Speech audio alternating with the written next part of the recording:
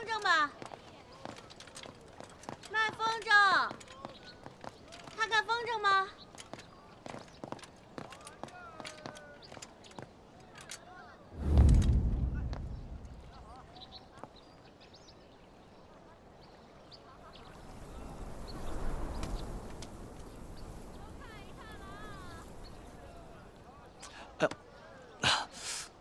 凤大人，我肚子有点疼，想去趟茅厕。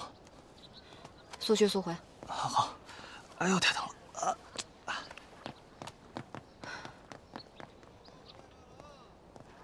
古千夫，他怎么会在这儿？铁柱胆子真材实料啊！铁柱胆子，切莫被他察觉，我一定要先于他找到前朝太子。让我看看我的线索。行好吧，行好啊，行好啊。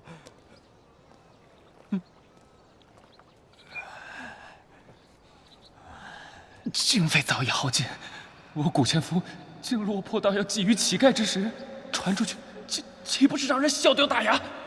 不可，我绝不能这么做。这饼都干成这样了，叫人怎么吃呀？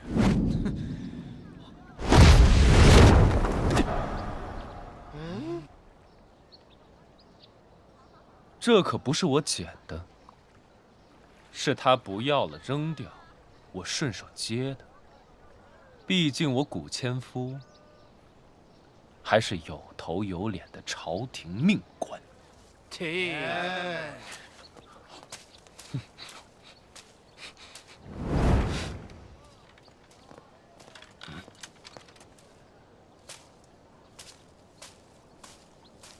静安寺的人还是这般上不得台面。你们去把他引开，别让他跟上我。是，学长，走。铁树胆子买不买？多少钱？ 5文钱。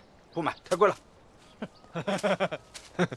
你个铁树胆子卖5文钱，人家俩鸡蛋俩鹌鹑蛋才5文钱，你这也卖得出去？你给我1文钱，我卖给你。穷货！你说谁是穷货？你知不知道我？站住！嘿，你在哪里跑？你在？你得往这个方向跑了，追！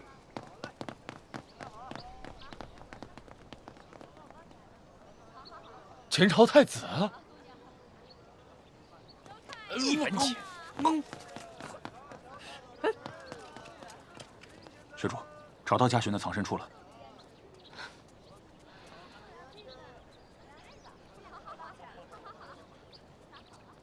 这小子，不会是跑了吧？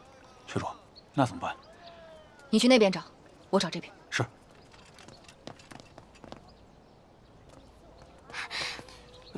公子，你长得好生俊俏，不知能否告知姓名？在下无名。怎么会没有名字呢？公子从何处而来？从该来的地方来。公子要去往何处？去该去的地方。公子，你就别打趣我了。我与公子甚是投缘，就想多了解了解。姑娘，我投扁不投缘，你看错了，没什么好了解的啊。我不管，今日定要和公子交个朋友。聊得挺开心啊，看来我来的不是时候。娘子，哎呀，你怎么来了呀？哎，误会了。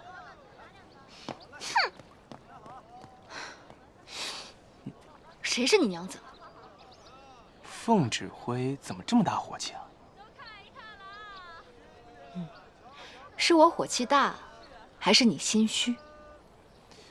我这是爱慕的一种表现。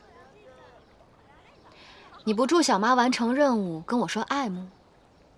虚伪！哎，凤指挥，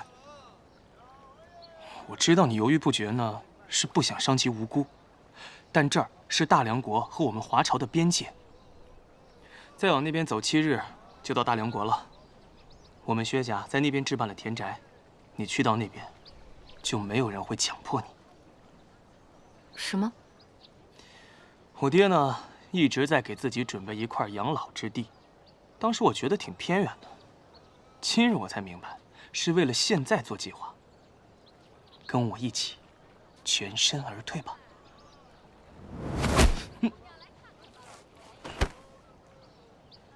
唯有完成任务，才能免去陛下所有的疑虑，薛家才能真正的安全。你我相约一场，此生足矣。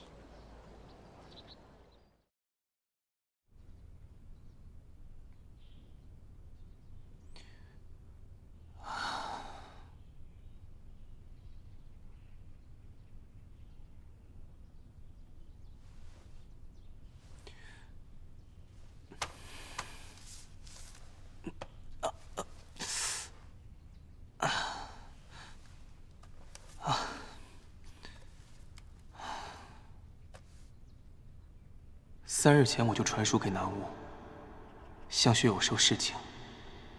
此番你单独前往，如何见得到他？他如今已身在大梁国了。薛公子，薛公子，进来吧。薛公子安好，有人在镖局给您留了话，请您一步。镖局？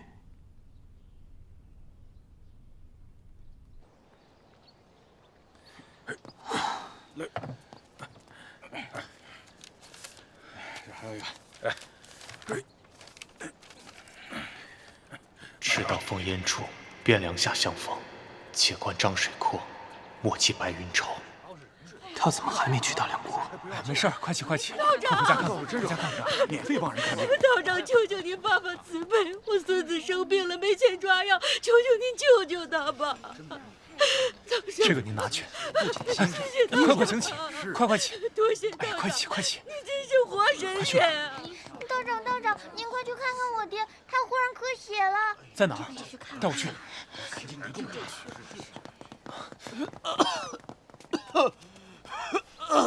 我来给你把一下脉。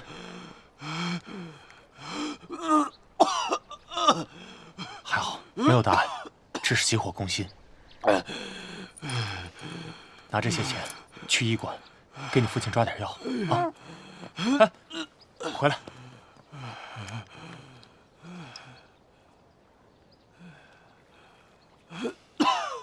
拿这个兑点银子，买点好吃的。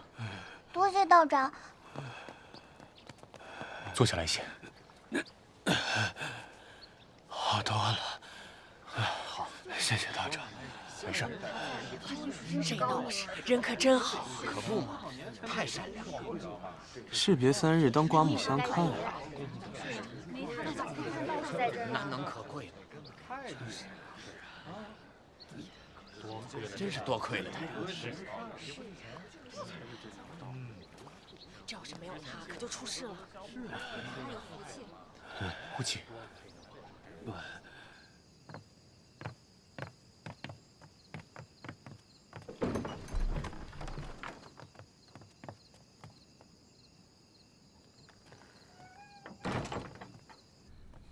快进来坐，小心头啊！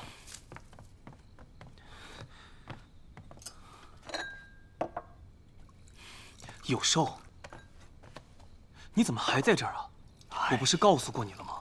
我们薛家在大梁国有田宅，可以让你安身立命。哎，逃了这么多年，何处是个头啊？我在信里写得很清楚了，薛家被算计了，有大难，父亲让你赶紧离开。侯爷当年带我离开的时候，跟我说了一句话：非生死关头，绝不联络。若事关生死，他会亲自与我联系，不会派谁前来，更别说是他的儿子了。看你这神色举止，异常紧张，难道你已经知道了？是。父亲告诉我了，你的身份，你当年为什么不告诉我？你是堂堂皇子，却要东躲西藏，太委屈你了。皇子，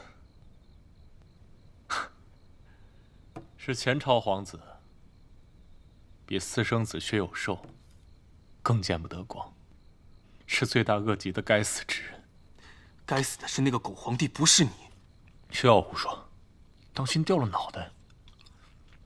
原本我以为皇上要杀前朝太子只是民间异闻，没成想我们薛家这些年的桩桩件件，竟然是他要铲除危险而故意为之。明明他的皇位那么稳了，却还要对一个手无缚鸡之力的人下手，简直毫无人性。成王败寇，到了他那个位置，就是可以为所欲为，而我只能苟且偷生。这一切我早已经看透了。对了，这次来，父亲可知情？知道。看你一身反骨，我就知道你肯定是忤逆了他的意思，偷偷来的。哎，对了，你刚刚说侯府最近的桩桩件件大难，是不是已经快要撑不住了？我们薛家毕竟是定远侯府，这点手段还扛得住。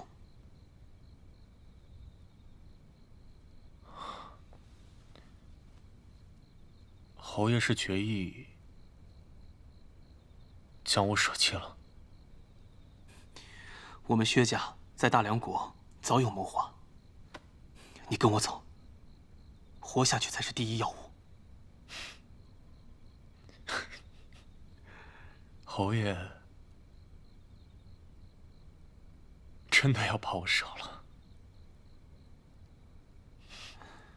有寿，我爹他年岁已高，已经卧病在床几年，皆是为此事殚精竭虑所致。希望你别怪他。我怎么会怪他？当年要不是他，我7岁的时候就已经死了。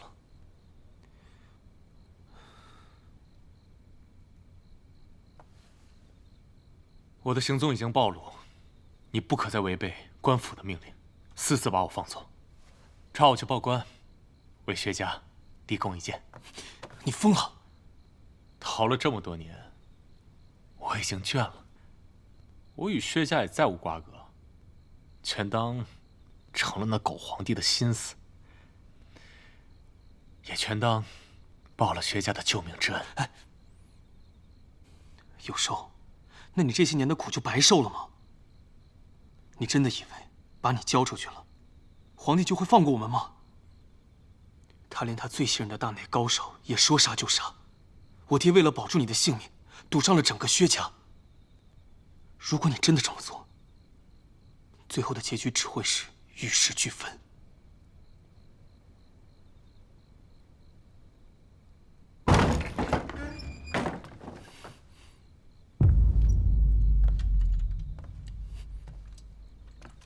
逆贼，是时候拿命来了。凤指挥，你怎么？你就是薛有寿，还是应该叫你嘉寻太子。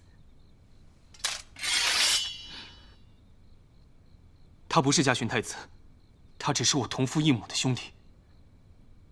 雪衣为凤做人，奉旨讨逆，你还有什么遗言？你要杀我？不要！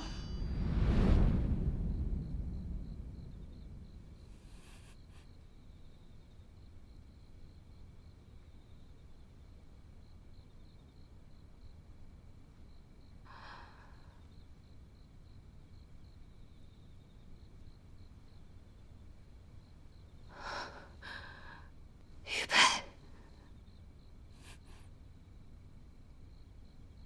你还记得，凤儿？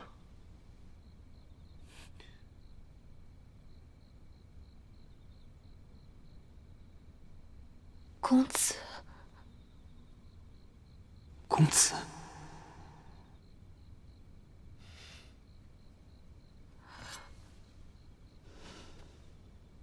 好久不见。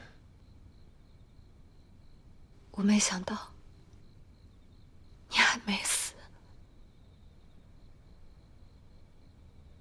生我还能见到你。没想到一别10年，我们还能再次重逢。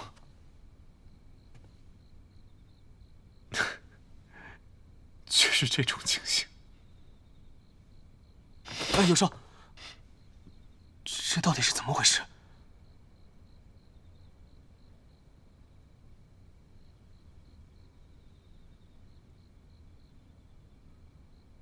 儿时，我流落在外，幸得公子和贵人所救，给我一个安身之地。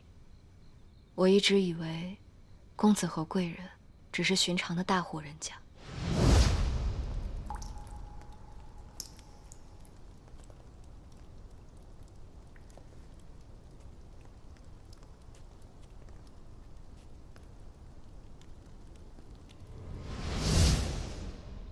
没想到，是前朝太子和先皇后。母后死后，皇上派人来杀我，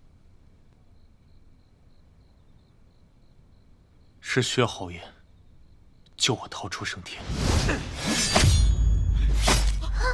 快跑！对，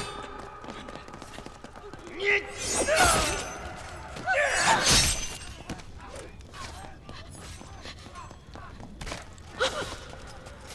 嘘，定远侯就将未知，跟我走。跟我走。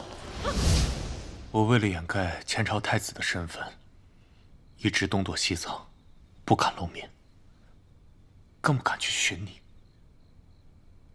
没想到，凤儿，你现在武艺竟如此精湛。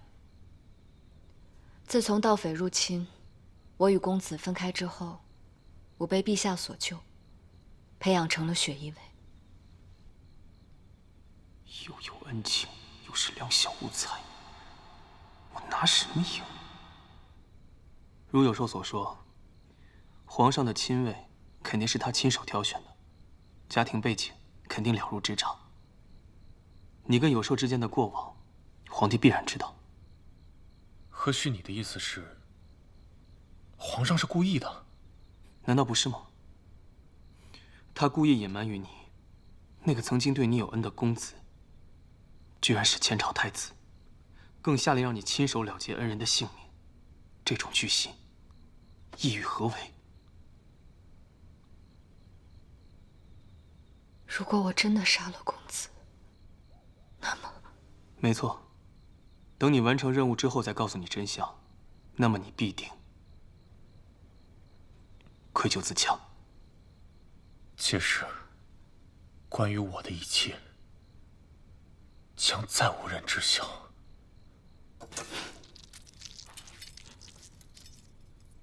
那伙盗匪肯定也是皇帝派人假扮的，杀你不成，就利用凤大人的愧疚，培养成了杀手，让他亲手来杀了你。这样一并解决了前朝太子和雪衣卫的首领，这世间就再无任何威胁了。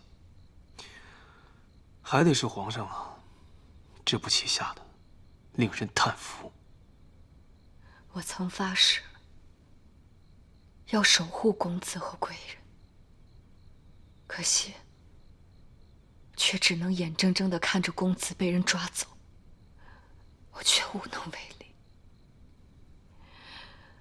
我要把杀害公子的人千刀万剐，却没想到，我最憎恨之人变成了我自己。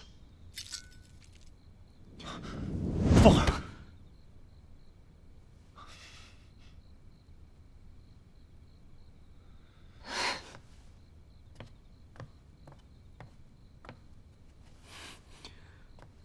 凤佐人，这并不是你的错。你的命运从来都由不得你自己。之前是前朝太子，现在是皇帝。我差一点亲手杀了我的救命恩人。你应该庆幸，幸好是你，也只能是你，有时候才能活生生的站在这儿，你才有机会扭转局势。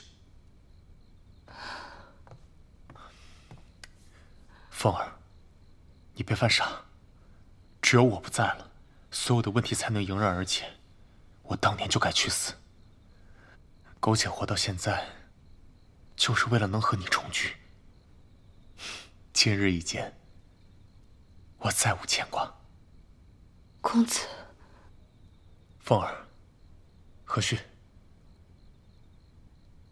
你们把我交出去吧。不行，我不会让你去送死的。薛家和你都命悬一线，我不能再做懦夫。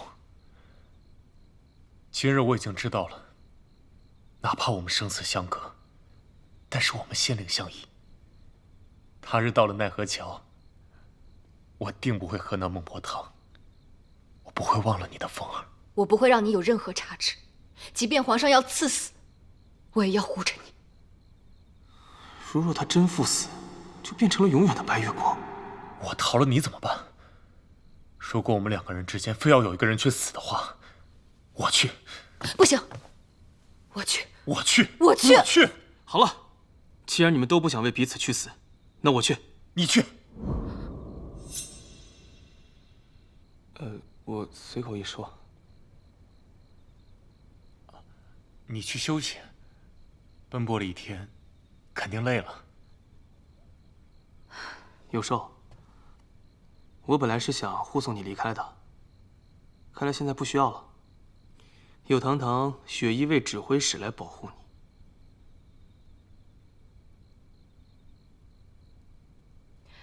今日先休息吧，明日再从长计议。有寿，你这草屋只有一间房可以睡觉，我们3个人，怎么分配？你和公子一起睡，我去外面守着。不行，不行，你一个姑娘家，怎么能睡外面？对啊，这样，我跟有寿去外面睡，你睡里面。不行，你在屋里，我好护你周全。那我们3个一起睡得了。不行。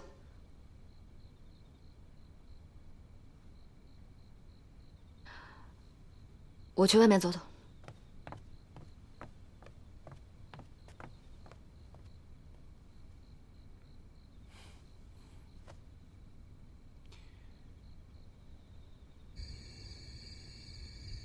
不能交出公子，唯有面圣领罪，护公子周全。驾！玉薛和胥，你疯了！拦我的人，但凡不是你，早没命了。要不是你，我也不会拦着。你，我们似乎总是这样，3言2语就能拌起嘴来。以后不会这样了。我们现在目标一致，都是让公子活着。没想到，我努力了那么久，都没动摇你半分。他只需要一出现就可以。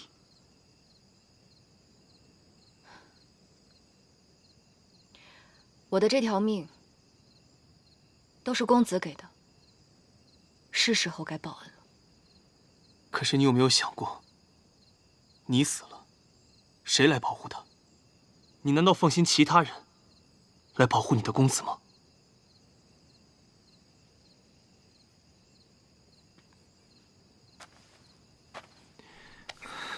凤总，你试试为你自己活着呢。那边就是大梁国，山清水秀，鲲鹏万里。你难道不想看看吗？再说了，你才刚跟心心念念的人重逢，你真的舍得离开他吗？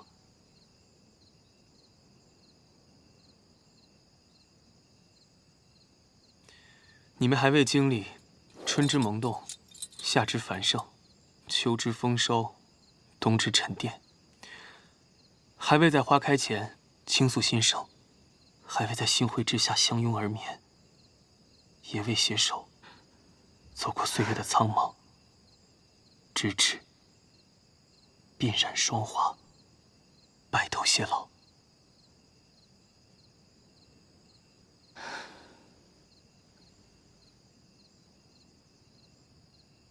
可是，我说过，相信我。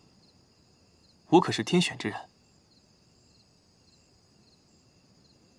答应我，要活着。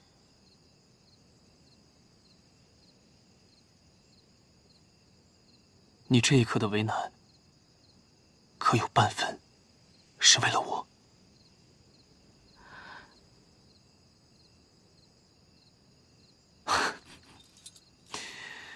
你看，你又被我给耍了。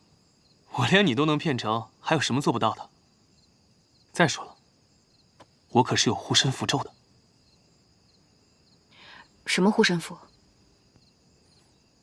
你靠近些，我就给你看。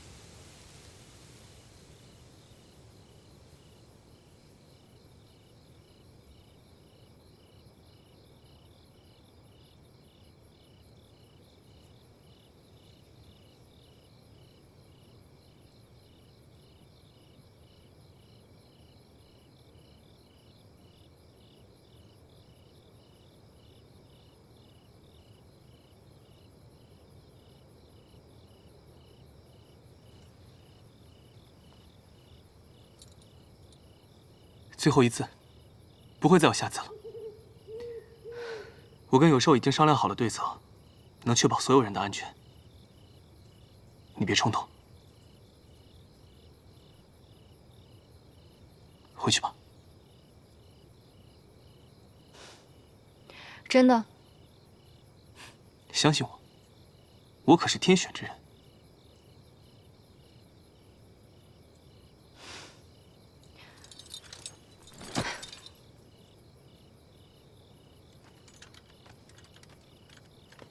今晚月色如此之美，不留下欣赏一下再走吗？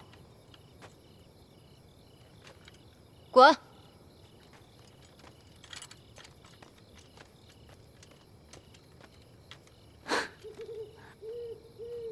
你并非冷血无情，只是你的柔情不属于我罢了。我知道你的顾虑，家弟生性暴戾多疑，不交出去一个人，他不会放过你。也不会放过薛家。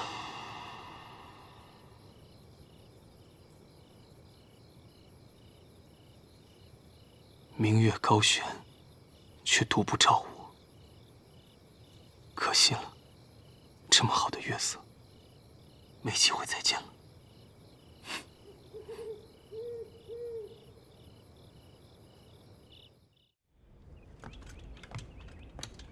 公子。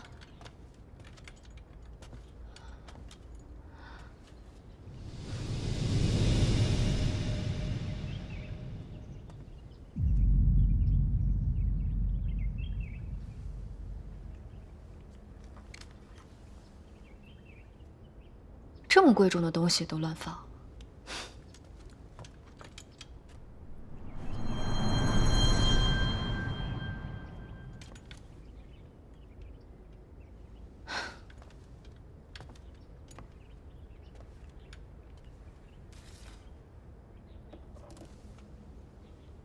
还有一颗更大的。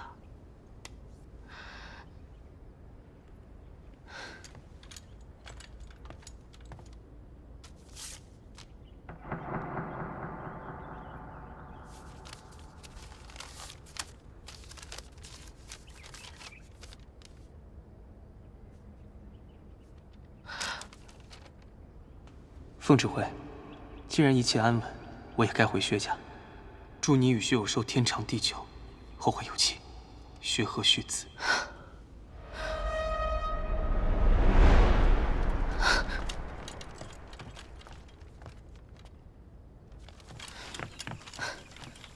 公子的行踪定是让人发现了，是谁？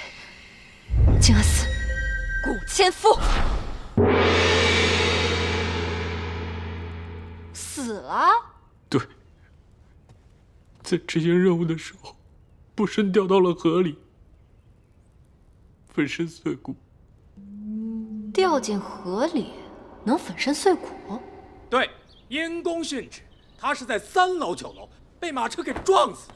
哎，不是，然后他就咻啪，对，是冰雹，他一定是冰雹。哎，然后他就咕噜，其他人咻，他就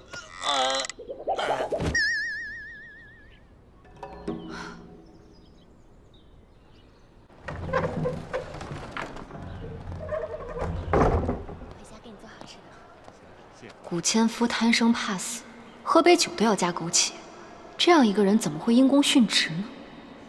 此事定有蹊跷，公子一定被静安司控着。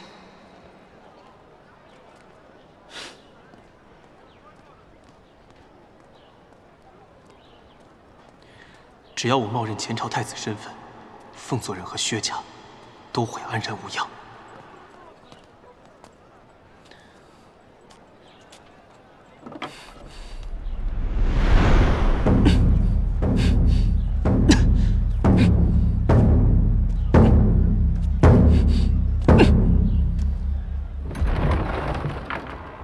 何氏击鼓。周太师，你苦苦找的人找到了。什么？我那个跑了半年，人见人爱、美丽动人的小妾回来了。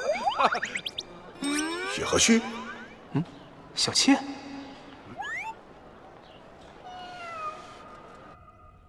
这个薛和旭进进出出，来了又走，走了又来，不是求药就是偷话，想来就来，想走就走。当我屡屡布局将其灭口，竟然都未成功，此人果然狡诈无比。你说，你就是一直藏匿于民间的前朝太子？正是。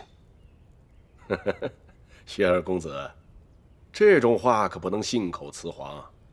当时画笔梁画骨识人的时候，画出来的画像可是另有其人呐。难不成薛公子擅长易容之术啊？糟了，忘了华前辈画骨识人的画像这件事了。母后呢，曾对华前辈有恩，所以她不会背叛我，这才胡编乱造了画像。薛公子这么解释，也算是说得过去。可你说你是前朝太子，如何证明？唉，这事儿啊，说来话长。当年呢，为了躲避流寇的追杀，母后带我四处躲了起来。没想到最后还是被皇上的人给找着了，被杀人灭口。而母后对薛侯爷有恩，这薛侯爷就带我逃出升天，带我到了薛府，藏了起来，并对外宣称我是薛家的二公子。啊，薛侯爷这些年呢，为了掩埋真相，背负良多，也接连遭人暗算。就连我大哥薛东阳也受到了牵连。本来他天资聪颖的，现在却如几岁稚童一般。而我们薛家上下对我呵护备至，也接连遭人暗算。所以我知道真相之后，这迫不得已之下，让你们静安司和雪衣卫互斗，然后一把火烧了静安司，才逃过这一劫。所以静安寺的火情是你挑起来的啊？是你挑起来的？哎，周太师，这不是重点，重点是你只需要把我交给皇上，那静安寺不就赢了雪衣卫了吗？我不是不相信你，只是你藏匿多年，现在又突然现身，难免有诈呀。唉，早晚都要被发现，不如我自己出来。周太师要是不信，我跟雪衣卫谈也是可以的。哎，说说你的条件。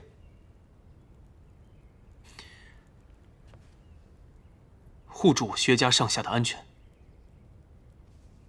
我也可以不答应你，现在就把你抓起来。周太师是个聪明人，护着我薛家，那我薛家从今以后就是周太师一门，这生意不亏啊。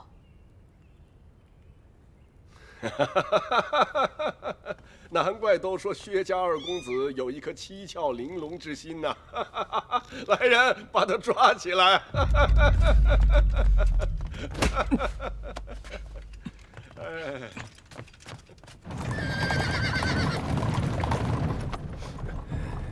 你不是每次都能逃过死劫的。之前让大道门的掌门来杀你，都被你逃过了。看你今天往哪儿逃！之前买凶杀我的人真的是周太师，他为何执意要除我？大刀门门主刘小旦，武功高强，家主特将此重任交付于你，杀掉定远侯府薛公子薛和旭。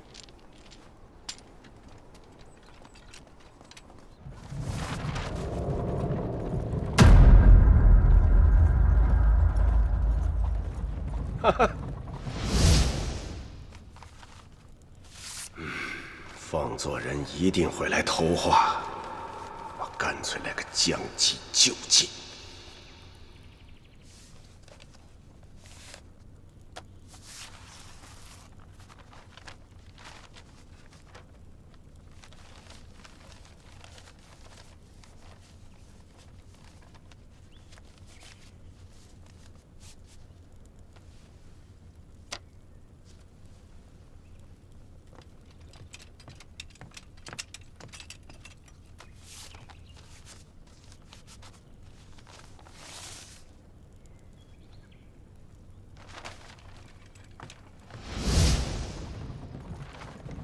华比良不曾骗我呀！花谷石人的前朝太子，果然是你们家的薛老二啊！幸亏我机智，把画像换成了薛有寿，这才骗过了雪衣卫那个女魔头啊！什么？当初画比良画的人不是薛有寿，怎会画的是我？薛老二啊！众人都以为你不成器，就好像你们家那个傻大哥。细细思量啊，那是定远侯有意把你留在府中，对你暗中保护，那是怕你的身份暴露啊。你想让我邀功，但你不知道，我想要的可不是你这个功。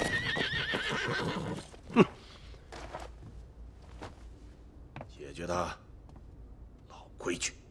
是，太师。周太师于暗中加害我，究竟为何？按理说，他应当大张旗鼓，公然将我交出，令皇上当众诛杀，昭示天下。但是周太师居然要秘密处决我，他有什么算计？静安寺那边近况如何？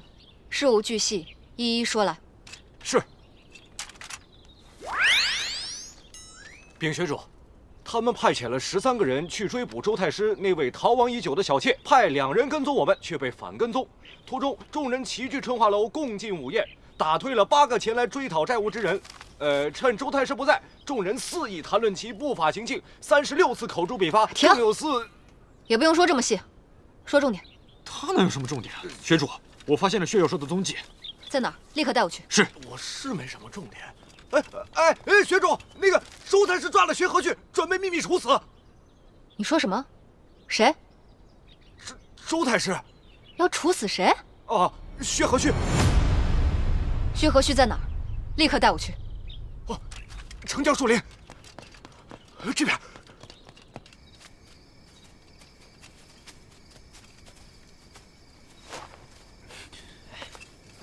来，干嘛？这哪儿啊？待会儿你就知道了。哎，绑上。你，喂，哎，你们谁啊？哎，走吧，走。走吧，来。来跪着。跪下。跪下。别动啊！过来。老大。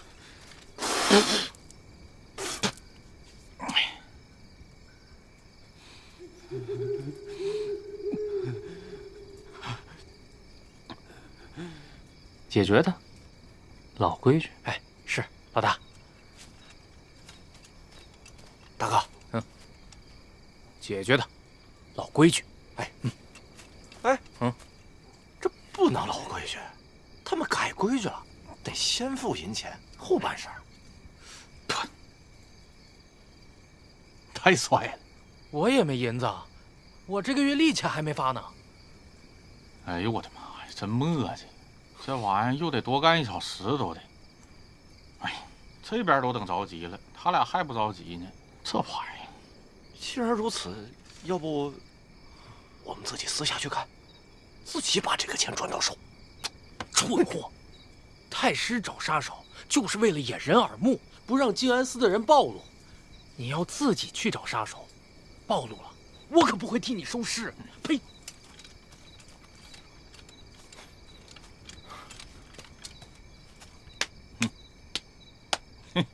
好兄弟，哎，干啥呀？给钱呢？一切交给你了，我在太师府等你，等你好消息。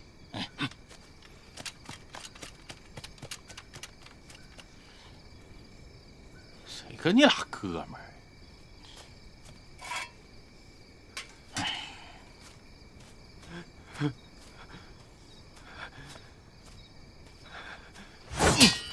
看给你吓的！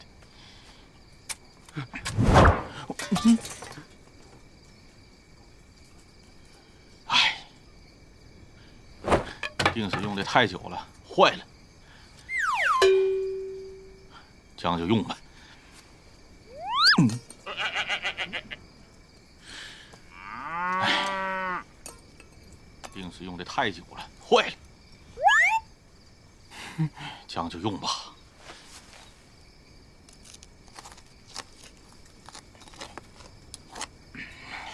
算了，天也不早了，再拖就不好了。先杀人吧。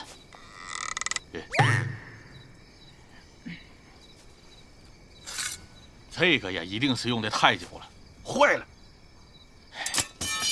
将就用，没事，将就用吧。哎，他是傻子吗？这个杀手如此落魄，搬出侯府之子的名号，或许能吓唬他。我乃当朝恭亲王之子，你不能杀我啊！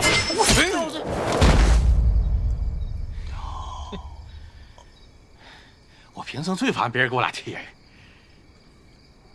花钱找古千夫学了几天的凌波微步，看来得派上用场。我乃逍遥派掌门，凭你也想困我？凌波微步！哎！小老头挺难瞄啊，还在这给我贴人，什么玩意乱七八糟的。到你了。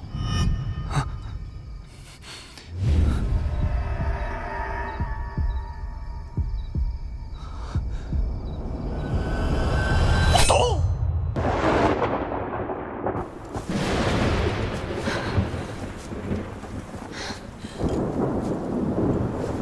不，会的，雪和虚，你诡计多端，不会有事的。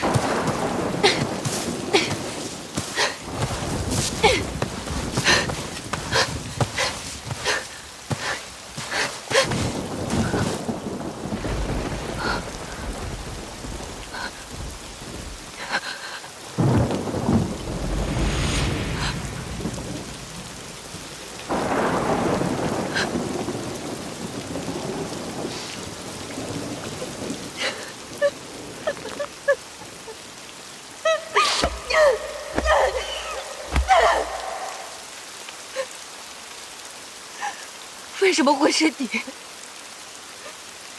你早就想好了，对不对？假冒前朝太子去自首，以为这样我就会被你感动。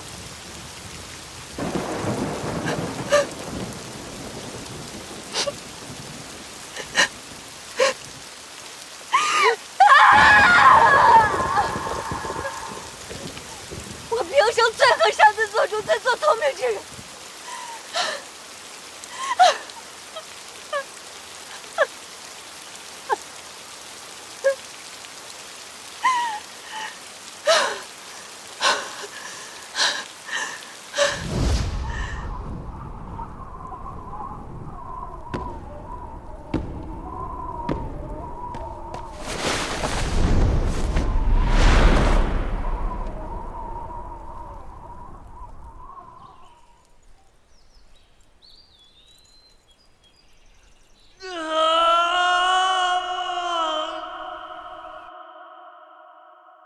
薛和胥，薛和胥！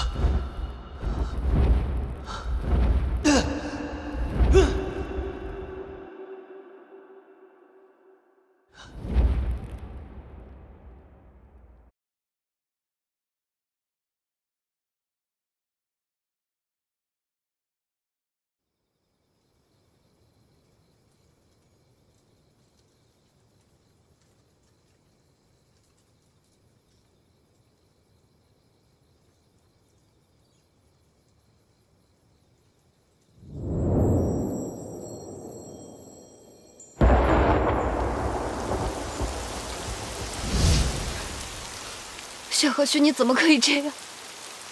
该死的人应该是我。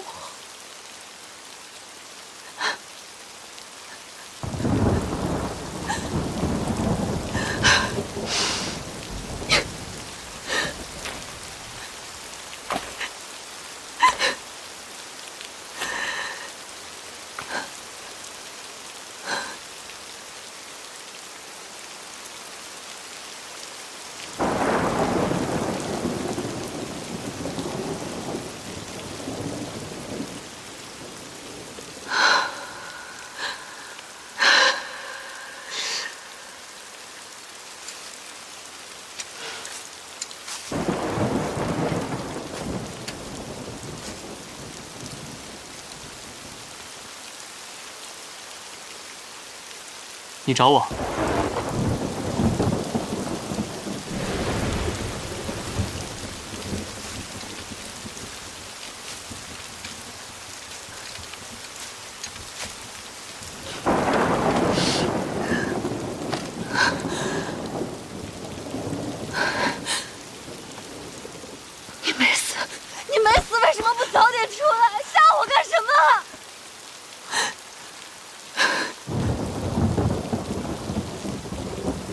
你这样是在乎我，是吗？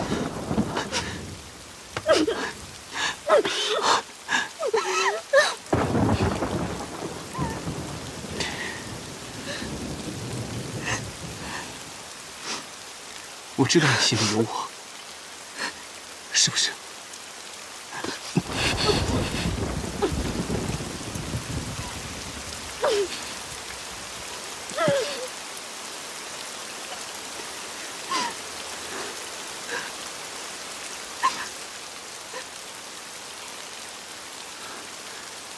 你是怎么逃脱的？我看连掌门人都……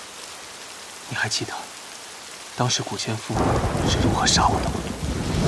我们命值几何，让你这么穷追不舍？2万两？怎么可能？必定是20万两。2两。到你了。哎，等一下。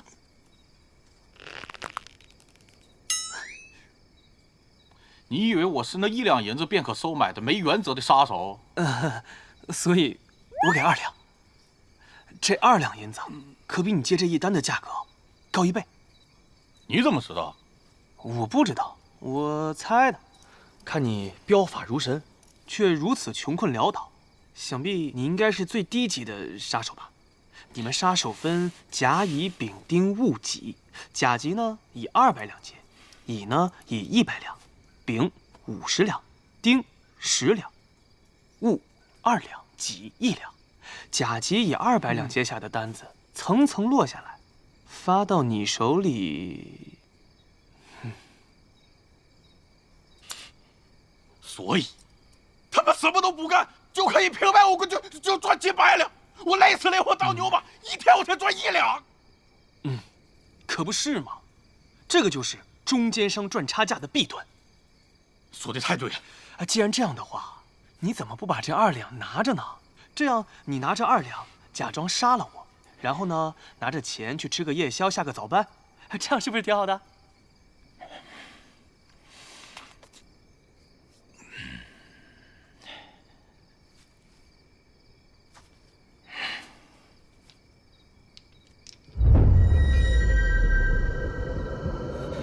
难道2两银子不管用？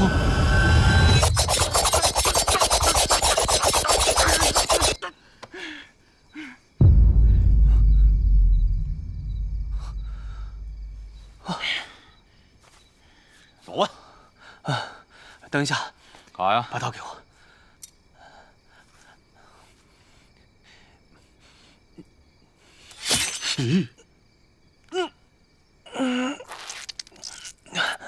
哥们儿，你挺狠的。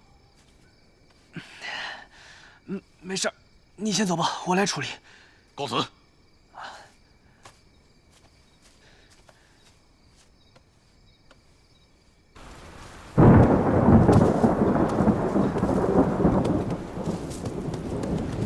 薛和旭，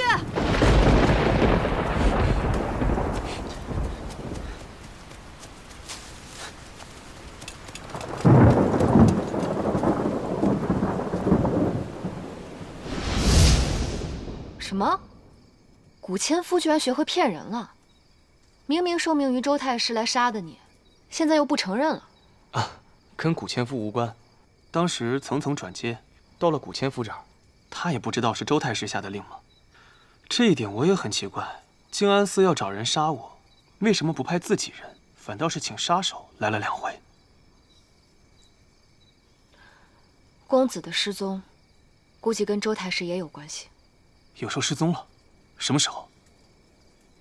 今日清晨，你离开之时。照周太师的话，薛有寿并不是太子，他跟周太师有没有关系？我到底是谁？皇上已经看到了薛有寿的画像，我绝不会把公子交出去，更不会让你去顶替。我既然已经顶替了，为什么不用我的假死，将计就计，逃过这一劫？有寿已经成为影子，活了这么多年，吃了那么多苦，也是该换个人吃吃苦了。我还活着的消息，不要让任何人知道。多一个人知道，便多一份危险。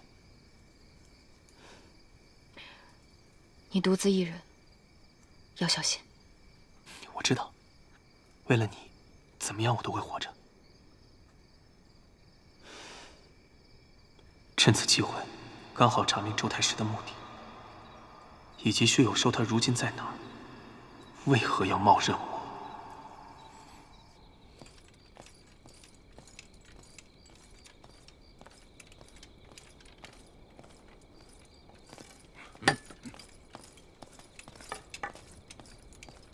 奉旨挥到。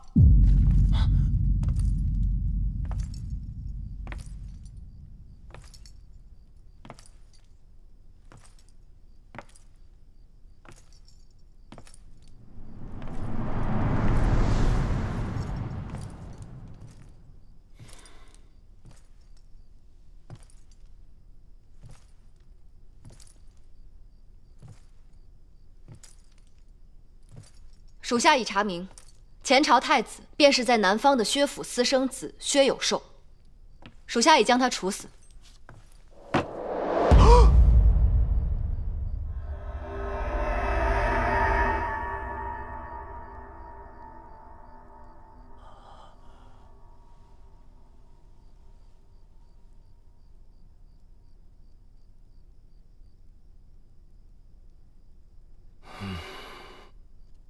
嘉勋，这天下依然是朕的。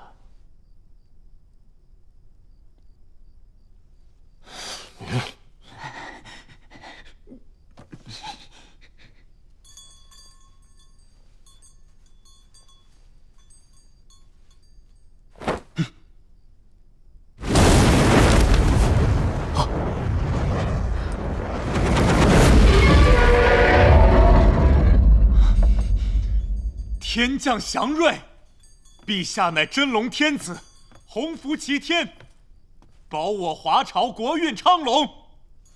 陛下万岁万岁万万岁！这仙人挺会找时机。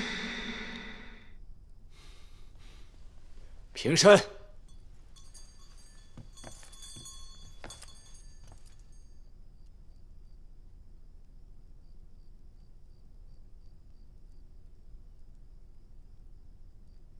方佐人，你好像忘了些什么吧？回陛下，薛家，我看他们也是被利用的，这都是贼人的奸计。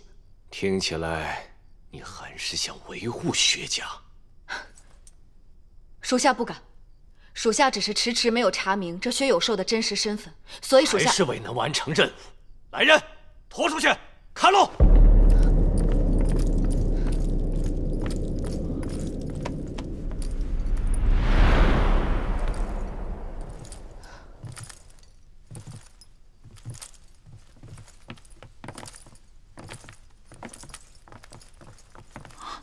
皇上，皇宫内最近不能有血光之灾啊！慢！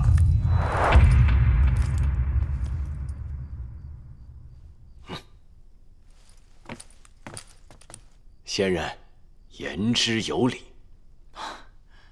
感谢陛下宽宥仁慈。陛下，带我去道观求取开光的护身符，为陛下辟邪挡灾。哦，有劳仙人了。风水阵，这个仙人精通道学。陛下心中的石头已经落下，让微臣算算。西洋风水阵，这个仙人融贯东西。这样，陛下，最近您可穿戴红色衣服，或者佩戴红绳，择吉日出行，去寺庙参拜，祈求神明保佑。天竺、东瀛，怎么什么都有？陛下，时辰到了。啊，对，来人！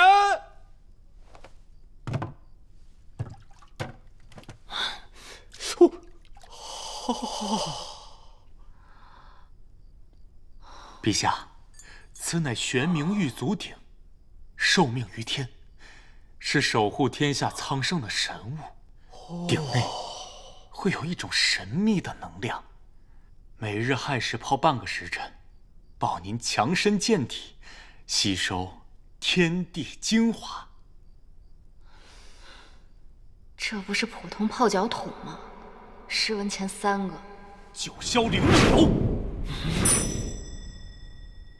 取9天之上的灵露，将其加入进去，能活血化瘀，滋养皮肤。普通的玫瑰精油，3文钱1大瓶，半年用不完那款。此乃9转金丹。这不是红糖丸吗？现在还不能吃，还需要一个步骤。我就可能搞了一个可以了。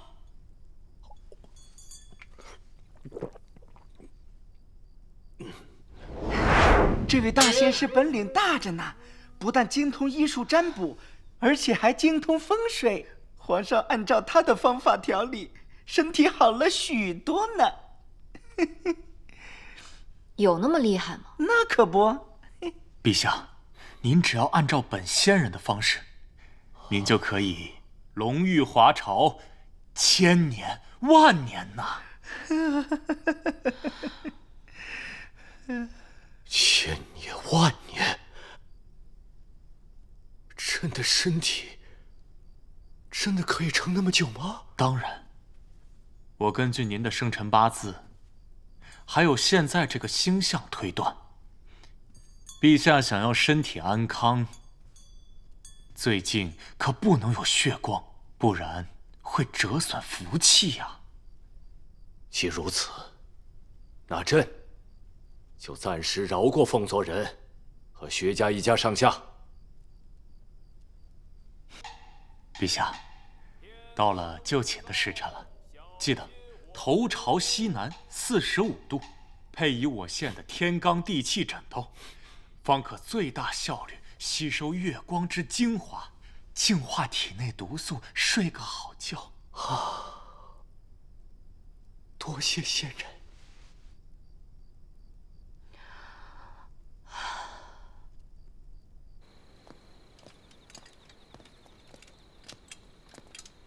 站住！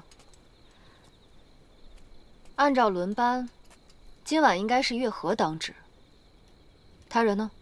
仙人说他生肖和皇上冲撞，被调走了。你手里的是什么？这你就不懂了吧？此乃安睡符符水，只要喝上一口，便可安然入睡，8两银子1瓶呢。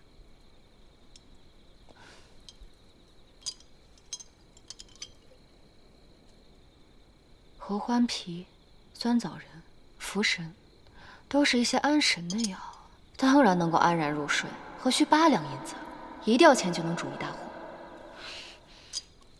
仙人不仅医术高明，占卜算卦也很厉害。他之前还算出我这个月初8会有财运，结果真的有。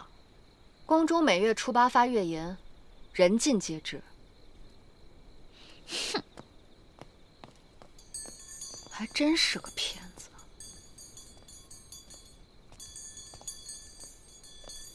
感谢仙人救我一命。仙人法力高强，深得皇上信任，不知可否能给我算一卦？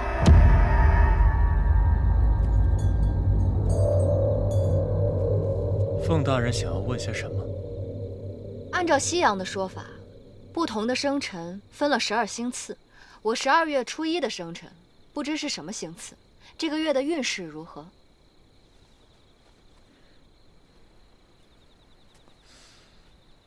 掐指一算，按照西洋算法，12月初1，你乃天蝎宫。天蝎宫这个月的运势，若是你运气好的话，便能逢凶化吉；若是运气不好，便有血光之灾。废话！而且12月初1根本不是天蝎宫，而是射手宫，他根本不懂。那大师，我最近感觉身体越发发胖，行动不便，有没有什么瘦身之法？凤大人身材已经如此之好，对自己要求还这么高，爱美之心，人皆有之。这事儿你问我就问对了。按照我这个饮食清单和运动作息，最重要的是配上我这个清肠净气神仙水，1个月后，你便可变苗条。88两1瓶，只管3天，3天1个疗程，10个疗程起卖。每日饮食，每顿米饭不超过半碗，过午不食，运动2个时辰以上。靠，节食运动哪里还需要他的神仙水？我没带银子，下次再买。等等，看来凤大人是不相信我呀。那我再为你算上一卦。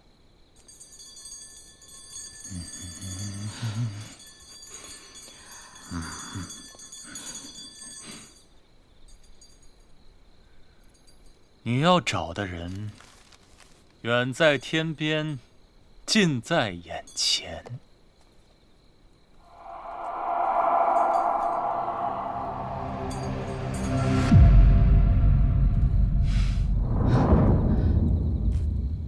公子，刚才看你太过紧张，跟你开个玩笑。我一直都在找你，没想到你早早就进宫了。可是，公子怎么会是仙人啊？此事说来话长。来人呐！来了。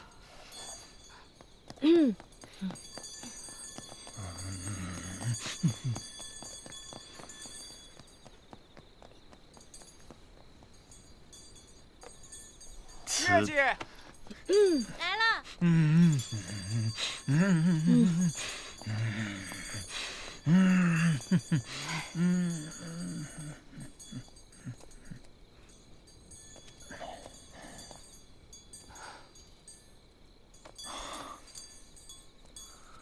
在我四处漂泊的时候，遇到了一个道士。这个道士乃是钦天监的高人，辗转反侧，就把我带回了宫中。命运弄人呐！为了一线生机，我只能待在最危险的地方。可公子入宫这么久，为何不与我相认？一来我身份特殊，二来在这皇宫之中，一言一行都被皇帝监视。我本想私下告诉你，但是我没有十足的把握能够排除皇上的眼线。而且我一旦将真实的身份告诉你，你一定会按捺不住，将自己暴露在危险之中。我不暴露自己，就是为了保护你啊。当日你不告而别，我以为你遇害了。那天皇上突然找我，我走得着急，没能跟大家打招呼。对了，这事我们要从长计议。我问你，薛和旭在哪儿？他死在了周太师刀下。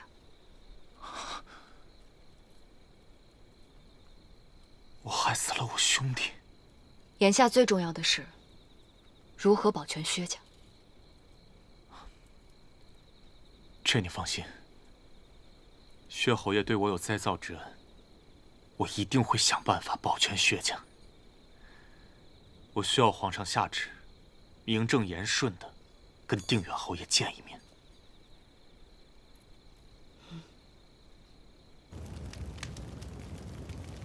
陛下，此乃神雕大侠两夫妻曾经用过的寒冰床上切下的玉石做的坐垫。常坐可延年益寿，坚不可摧呀！哦，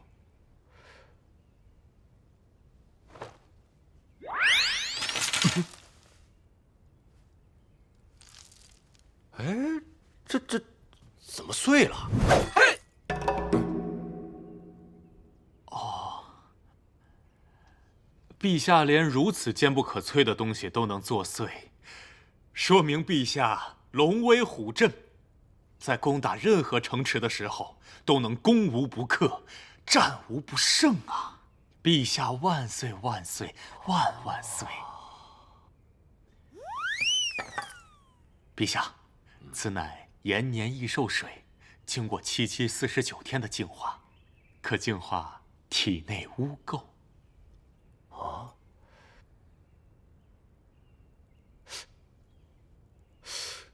怎么有沙子啊？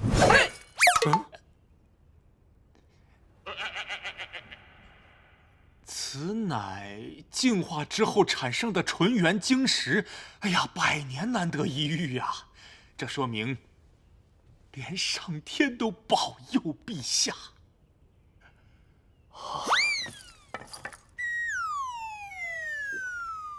陛下，我昨夜根据最新的卦象算了一卦，终于算出陛下身体抱恙的原因了。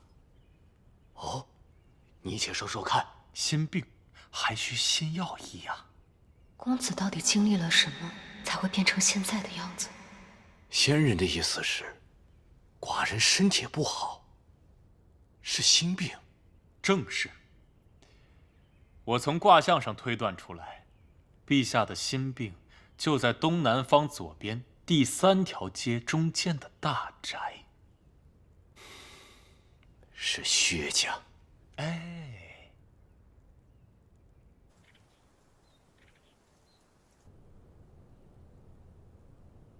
哥哥，你不是说要看着我长大，看着我嫁人的吗？你怎么就……年纪轻轻的就让你爹白发人送黑发人，你如何忍心啊？弟弟，你一定是藏起来了，跟东阳闹着玩是吧？你快出来！你再不出来，东阳就生气了。相公，你快出来！你一定是和东阳玩的，对不对？你快出来！不要生气了，东阳要生气了。相公，你快出来！别闹了，相公。你别闹了，相公！你快出来！你别躲着了，你再躲着，东阳要生气了。好了，相公，快出来！不要生气了，东阳生气了。啊，弟弟，弟弟！相公，大哥，你悲伤过度了。他就在那儿，他显灵。我知道你伤心。但是你要面对现实，何须已经不在了。不是，祖母，他真的在那儿。抱歉了，大哥。周太师，我要让你血债血偿。定远侯府接旨。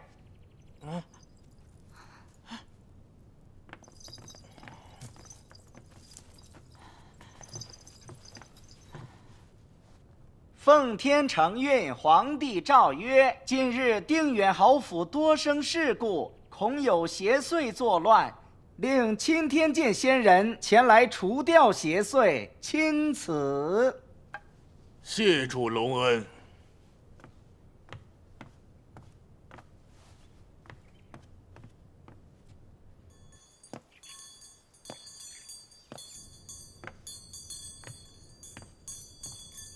参见仙人。陛下，前朝太子的威胁已经不存在了。仙人可算清楚了，朕不想看见的，真的没有了吗？确实已经不存在了，但是薛家还有一点点邪祟，会影响陛下的运势。臣愿意去帮助陛下驱邪，保证驱得干干净净。那就按仙人说的办，一切有劳仙人。是，陛下。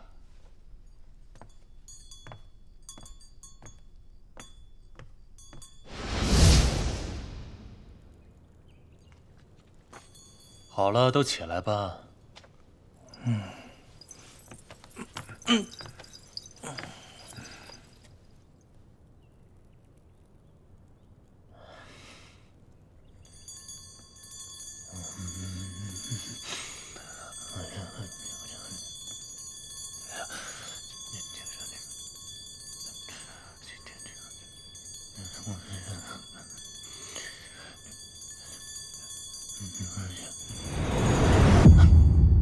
我已经感受到邪祟就在这个屋子里面。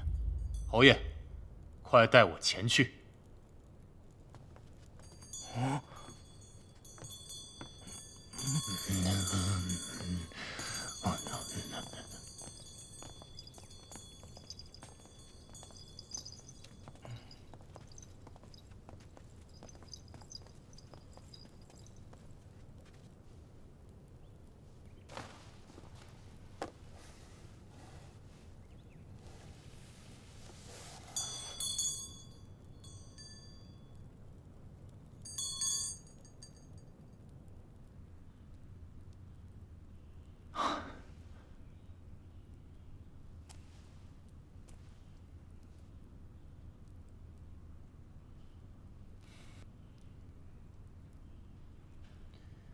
圣上虽命我来驱除邪祟，但是我也会超度亡世之人。逝者如果看到各位如此的伤心难过，投胎的路上也会不安心的。侯爷、老夫人，还有诸位，请节哀。邪祟是什么？是我哥哥枉死的冤魂吗？你是想让他魂飞魄散吗？暖暖，不得无礼，这是陛下身边最信任的仙人。如果他真的有本事，那就让周太师血债血偿，而不是在这里糊弄一大家子老弱病残，发死人财啊！骗子！哥哥，你在天有灵，就给这个骗子一个报应。就是大骗子。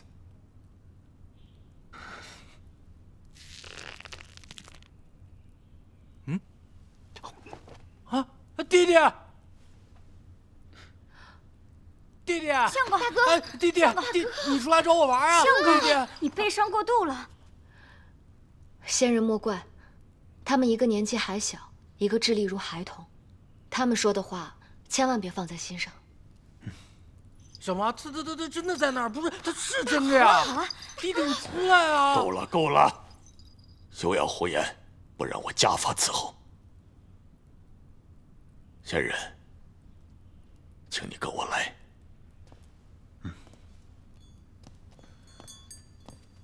侯爷和仙人有要事要谈，其他人等不可靠近。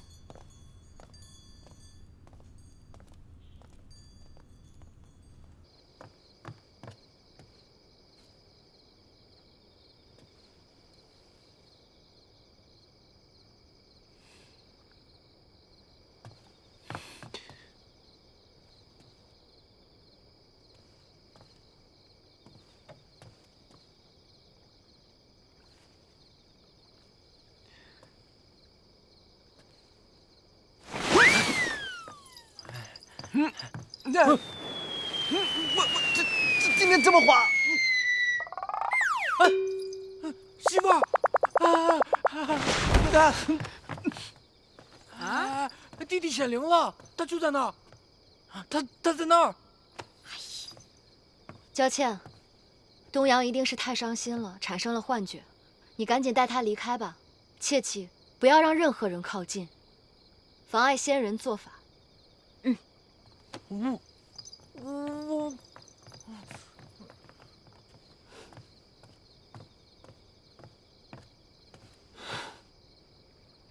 原来你一直躲在薛家。最危险的地方，就是最安全的地方，吃穿用都不用担心吗？你是不用担心了，但薛家人的精神状态，可得担心了。你有没有受伤啊？皇上有没有责罚你？幸亏公子保全了我，也暂时保全了薛家。真是有了新人忘了旧人。我可是认识公子在先，论旧人，那也是他才对。凤儿承认自己忘本了？我看你才忘本吧。你以前可是叫我凤大人。你公子能叫你凤儿，我为什么不能叫？我偏要叫凤儿，凤儿，凤儿，凤儿，凤儿。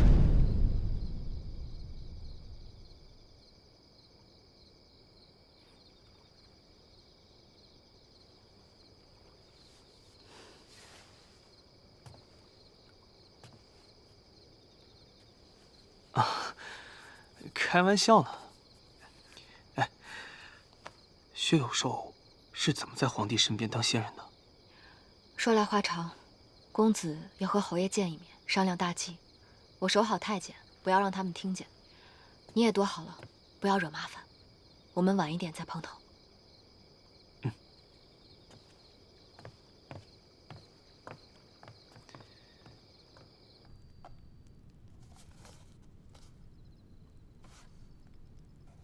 你这个臭小子，太疼了！你太凶了吧？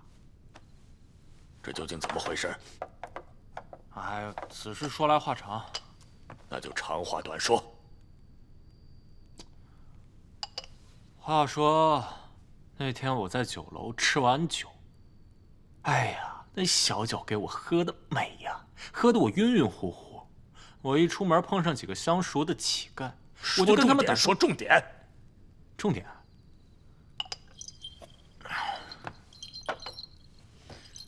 重点就是周太师派人把我给抓了，用咱们薛家全家人的性命来要挟我，让我听命于他，利用仙人的身份进入皇宫，获得陛下的信任。我为了薛家，我只能答应他呀。你糊涂啊！这怎可答应？你犯了欺君之罪，双罪，罪加一等。你身份之事一旦泄露，他用薛家全家人的性命来要挟我，我能怎么办呀？我看着咱们薛家全家人一起死啊！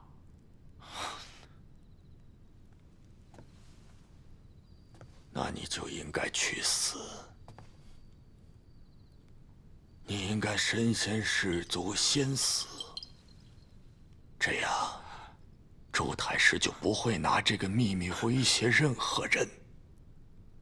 身份之事，从此无人再知。该死的人是你，不是薛和胥。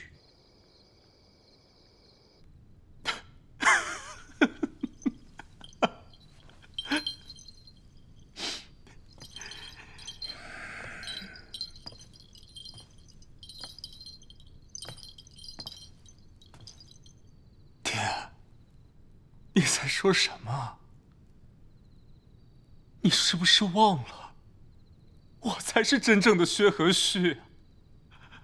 你的儿子不是他，是我。这么多年，我顶替前朝太子，我活得连乞丐都不如。你现在告诉我，让我去死啊？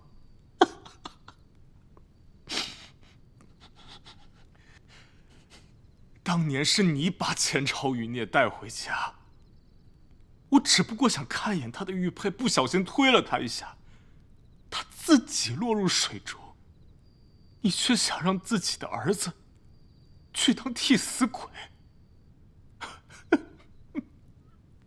他是真正的天皇贵胄，你把他推下水的时候，那一年他才7岁，把他救上水来的时候，他整整昏迷了3天，失去了所有的记忆。所以，这么多年，您让我过了有家不能回、有亲人不能认的日子。爹，暖暖和我是双生儿。小的时候，他最亲的就是我。可现在呢？爹，你是不是都忘了上次见我是什么时候？还有娘临终前说的什么？我可有半句怨言啊？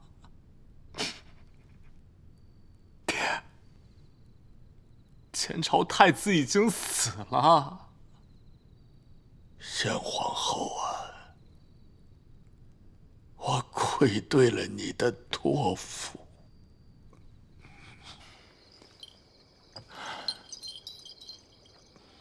事已至此，前朝太子没保住，但是我们总该保住薛家吧？我这么多年苟活到现在，就是为了咱们薛家。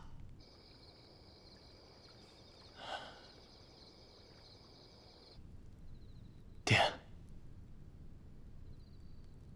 我现在是皇帝身边最信任的先人，我们可以利用这一点，助我们薛家脱困。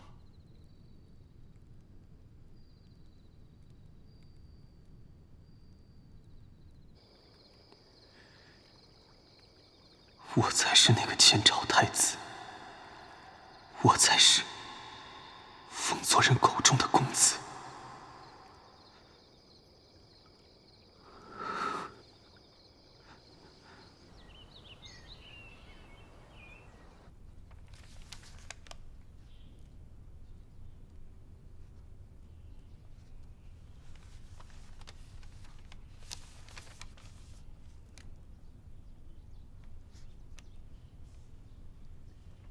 不孝孙薛和煦，特来拜见。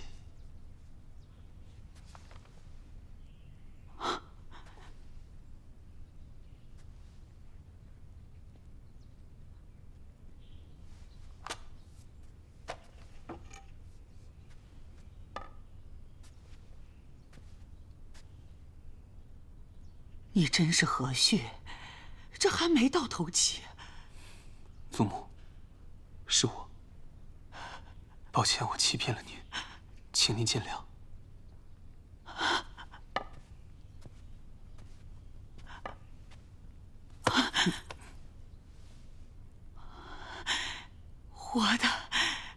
活着就好，活着就好。祖母，我这次假死逃生，意外知道了一些事情，想找您问问。您先坐。来。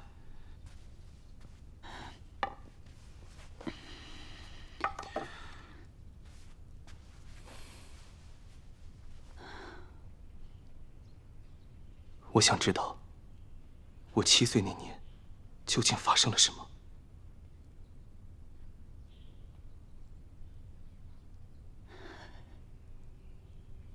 当年，你爹经常带你去城郊玩耍，突然有一天说你溺水患病，必须要到南海的一个道观里去静养。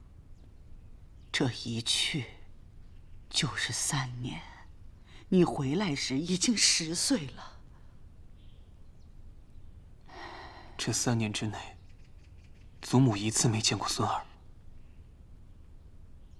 你爹说你犯了水神的邪祟，怕全家人冲撞了水神，谁也不让去见你。暖暖哭得嗓子都哑了，也不让他去。我腿脚不方便，雇了马车，日夜兼程，最后也被他中途拦了下来。就这样，谁也没能见到你。我3年之后才回薛府，祖母没有起疑心吗？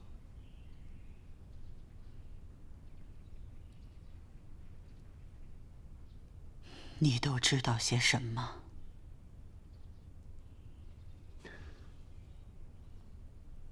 我不是薛家次子，父亲将我和真正的薛和煦互换了身份，瞒了所有人。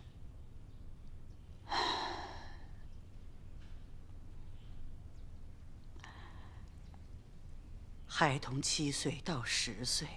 虽然面目成长差异甚大，但是我的亲孙，血脉相连，我怎可能认不清？可你爹，他一口咬定你就是薛和煦。我知道，侯爷他一向持重，不会任意妄为。不管我怎么问他，他都矢口否认，说你就是亲孙。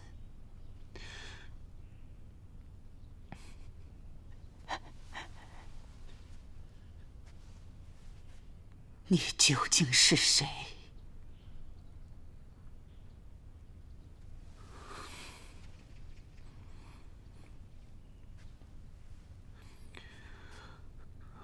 是那个一次次让薛家陷入危难、被圣上疑心的那个人。你是前朝的嘉勋皇子。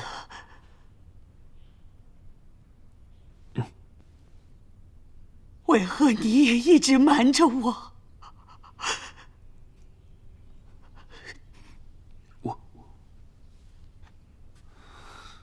我没有想要瞒着祖母。我7岁那年落水，丧失了记忆，父亲顺水推舟，将我和真正的薛和旭互换了身份，让他假借我的身份远走他乡。直到现在，我也没有找回记忆。这一切，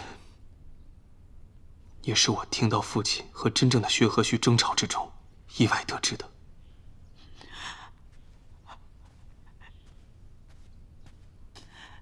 那真的薛和旭，我的孙儿在哪儿？他就是来薛家的那个仙人，父亲为他取名薛有寿。什么？那个道貌岸然、坑蒙拐骗的神棍？这一切到底是怎么回事？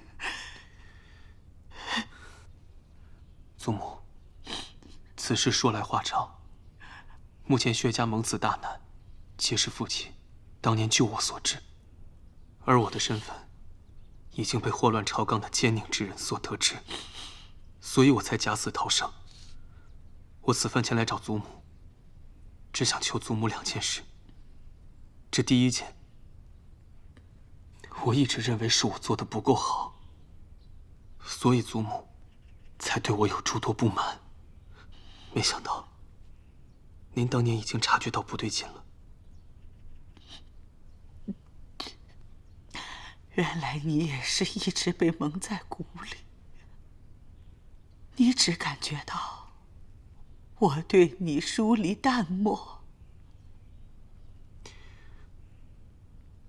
我一直认为是祖母严格，只是没想到祖母这些年一直忍着弑亲之痛，还让我操持这偌大的薛家事务。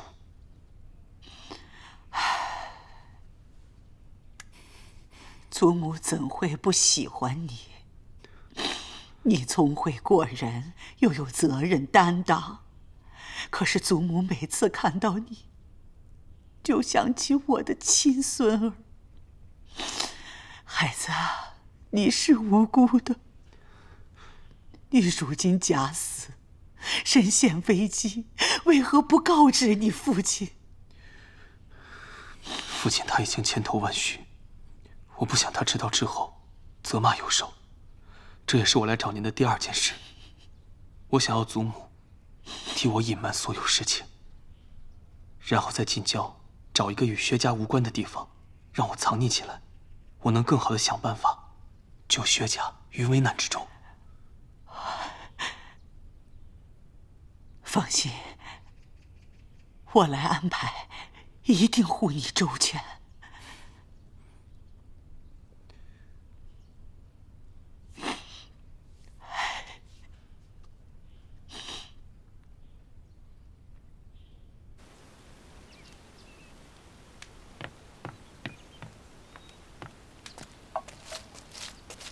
今天天气可真好。哎，慢点。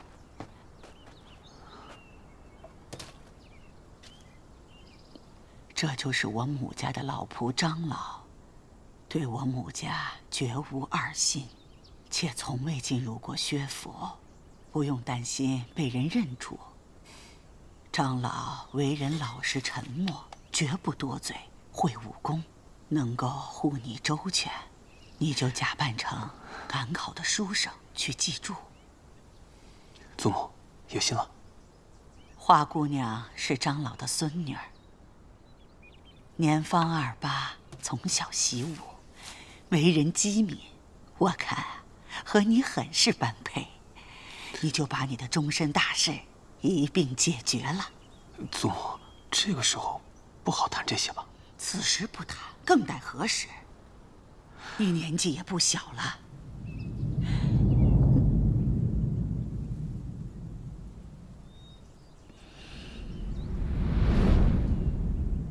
你不会还想着王氏吧？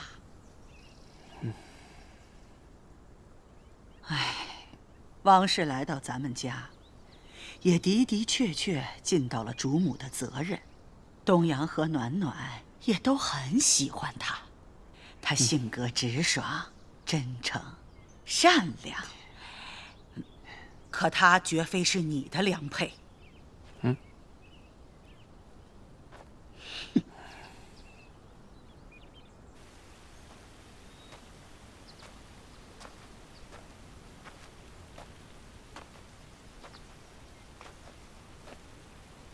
你好，请问这里是别院吗？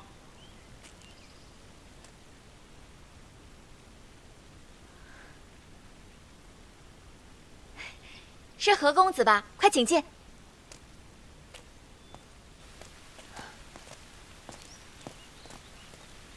二位就是张老丈，华姑娘。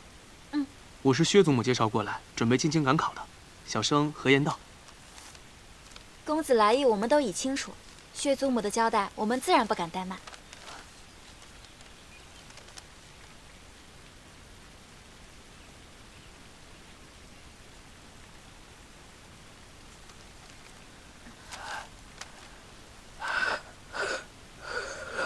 难怪祖母说张老老实沉默，绝不多嘴，原是个失语之人。公子的籍贯是哪里？可有兄弟姊妹？啊，祖籍长安，家里兄弟姊妹3人。我排行第2。公子家里可有婚配？啊，尚未婚配。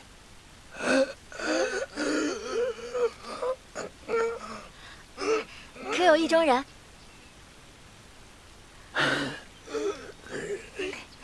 我帮公子收拾行李。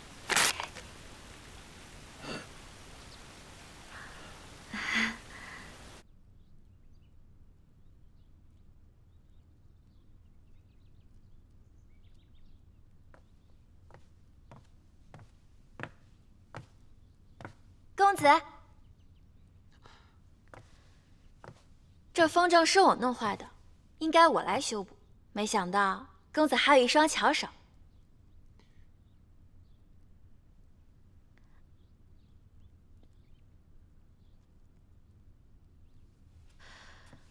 这风筝上还有字样。是故人所赠。是心上人吧？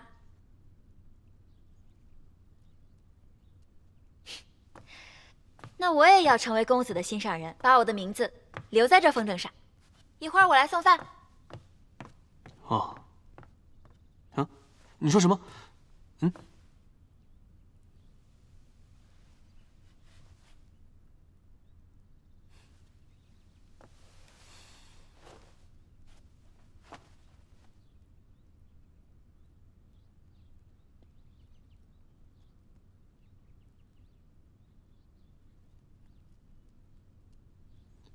薛有寿啊，薛有寿，你冒认我身份，又引导我送死，还欺瞒凤儿，到底要干什么？